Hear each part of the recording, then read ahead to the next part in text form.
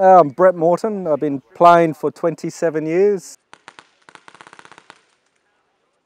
I've played for Junkyard Dogs, Kaoz, Extremis. I've slutted myself out to other teams to help them. Bush Pigs. I've played for Rockin Cocks as well. I've played for the High Rollers as a fill-in, and we come second out of that tournament to get them the Empire sponsorship they needed as well. So Aussie and all Dixie and all the old boys.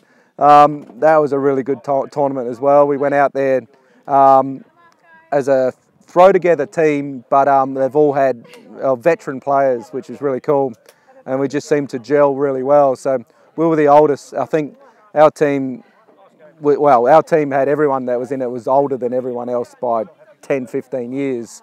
So a lot of the younger teams were going, oh, should we give you a head start or a Zimmer frame to walk out in the field and all that sort of stuff. And by the end of the day, they were, pooping pants basically. They're going, oh no, we've got to play the oldies. So I think we only just missed out first place by a couple of points or something along those lines in Victoria, and it was awesome. So yeah, it was really good.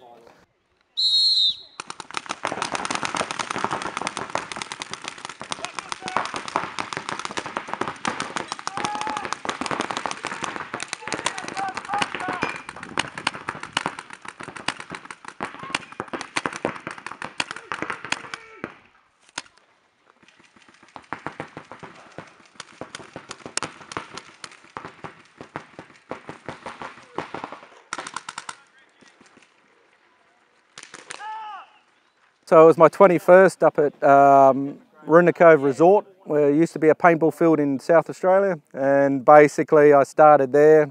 I come up a couple of times and then pretty much formed a team, which was Extreme, and then that team built. I was the captain of both of those teams, Extreme and Extremis, and we had a principle that we didn't want to cheat. We wanted to play honest paintball. We wanted to promote paintball as a player in such as a lot of courtesy. So like no running behind someone and stitching them up 10 times. We'd try and aim for their backpacks. More of a skill instead of being an arse basically. And then from there on the Extreme and Extremis, I had 27 players in total under that banner. And I was captain of both teams, so there's quite a full-on rotation, and there's the A team, the B team, and all that sort of stuff. So it was quite full-on, quite hard to manage. We used to do all our sponsorship through. We used to have Extremely Rude nights, which was strip shows that we used to put on. So we used to. They used to. Work really well, so yeah, my nickname was the Big Kahuna because I had to go see all the ladies and organise the works. We had to have a liquor licence and all that, but we used to make $2 to $3 grand a night clear. Is that how you used to fund? Yes, and then from there we broke away from Extreme and Extremis because it was getting a little bit too full on and a little bit too political. Everyone wanted a game in the top spot and all that sort of stuff, so it was quite hard. Yeah, we formed Kaoz, and I was captain Kaoz, and we had quite a good. I brought out all the good players from the two teams. Told them that I'm gonna join. I'm making a new team. Kaoz came from Extreme and Extremis, yeah. So I pulled out all the best players and said, look, I'm starting my own team. Let's do this. Let's go to state. Let's win the Australian Championships at that stage and do all that and still be an honest team. And then we rose up the ranks. We took that series out as well. We basically took out the Apex series out of 23 teams. We trained every 2 weeks we trained and played once a month in tournaments all around Australia. We played a couple of New Zealand teams as well into overseas. Yeah, so it's been full on.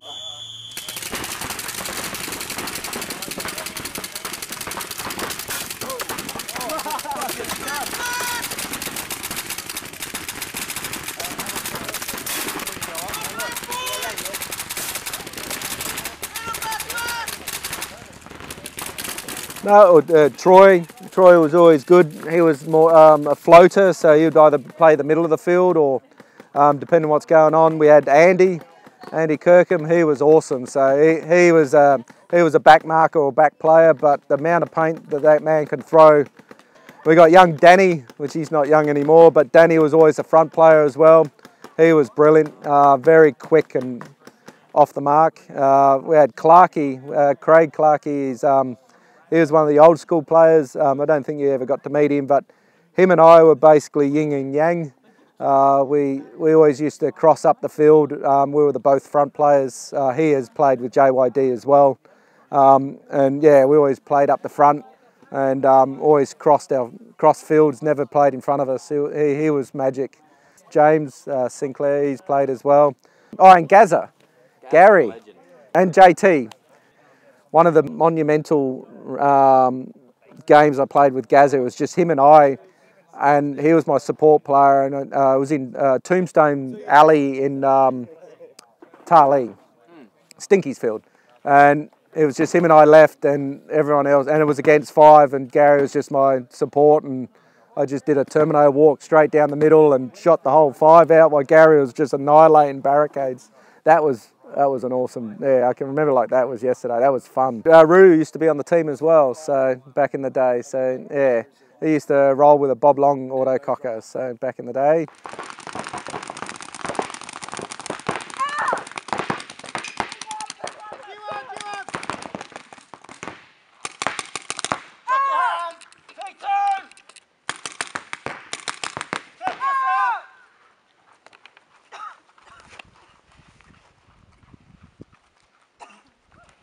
Road trip's pretty cool because we're all piled in cars or buses, and there's some pretty awesome trips from either interstate, so we wouldn't fly because of the gun situation, so we'd all jump in a bus and we'll drive. It was like a rock star type style and just muck around. A lot of the places we played, Echuca and all that sort of stuff was really cool. We'll go out and party at night time. The Super 7s, we just missed out by, it was like 6 points for taking out SWAT one year. What year was that roughly? Oh, yeah, I can't even remember. A long time ago. Well, I have been playing for 27 years. So one of the Super 7s was, I blew out my knee playing against them, and basically just told me to get me a stick and we'll walk down there because we needed the numbers to win the tournament. So we were down there on the field, and we only just missed out, which is disappointing, but I was still screwed it right up, but it was all good. It was worth the try. A long time ago, SWAT used to come over to South Australia and play a lot of the tournaments as well. So a lot of old teams, SWAT is probably one of the remaining teams that are the old school. So they've been playing for a while. So Michael Wyber and all the crew, but yeah, we used to play against them. We used to win, we used to lose. It was all good fun back then. The guns have come a long way from when I originally first started. I had a shocker and a VM, which was about the size of a trailer, just about, weighed the same amount. So yeah, it was bloody heavy. So Mamba lines and bottles on backpacks. But most of the tournaments then were all bushfield tournaments, so none of the open field stuff. So that was going back with SWAT as well. We used to always play bush. We never used to play blow-up fields. So yeah, it's good. It's good fun.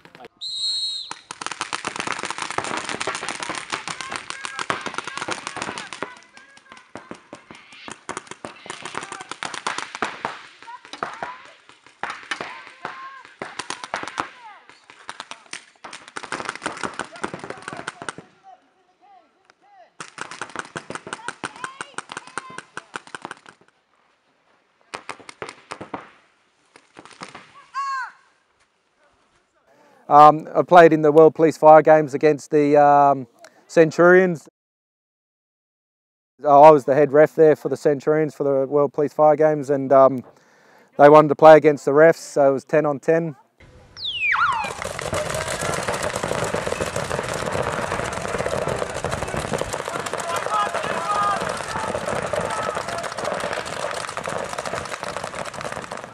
Basically, I think it was the first or second game I basically ran and annihilated them myself, so that was was pretty good because they just didn't know what happened, and the rest of my team on the footage you see are still at the back, but I was already up the front hanging the flag, so that was pretty cool.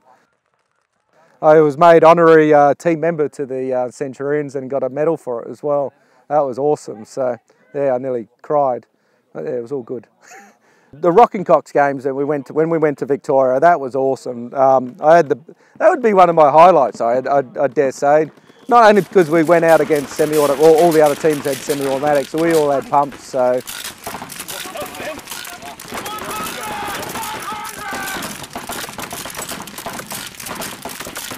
Yeah, a lot of the Victorian teams all watched, the spectators all, and near the end of the day, when I was there, they were all cheering for the whole for our whole team to try and get up there.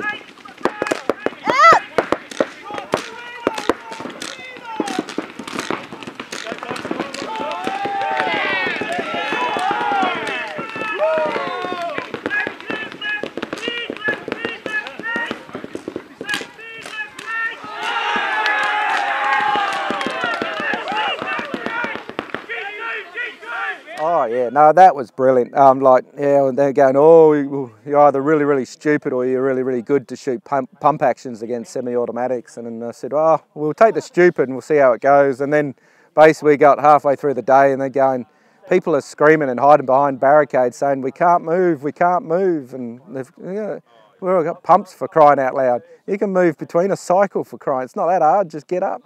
But no, that was good, and they're going, oh fuck, we've got to play the guys with pumps at Rockin Cocks, and they're going to annihilate us. So no, it was really good.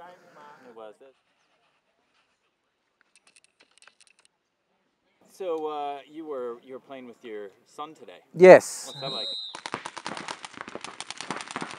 like? Brilliant. It's really good fun. Getting him involved is awesome. He really wants to try and keep playing, so which is really good. Makes me really, really happy. I just got to coach him and get him to run, and yeah, but today was his second game he's played in a tournament as such. We've played a couple of fun days and all that sort of stuff, but that's nothing like a tournament league scenario. But he did really well today, so it was quite good. So the numbers, he didn't drop too many games, but yeah, but it gets him in there, gets him excited and go from there. I want to bring my 9-year-old up. He's looking forward to it as well, so I'll get him in the mix.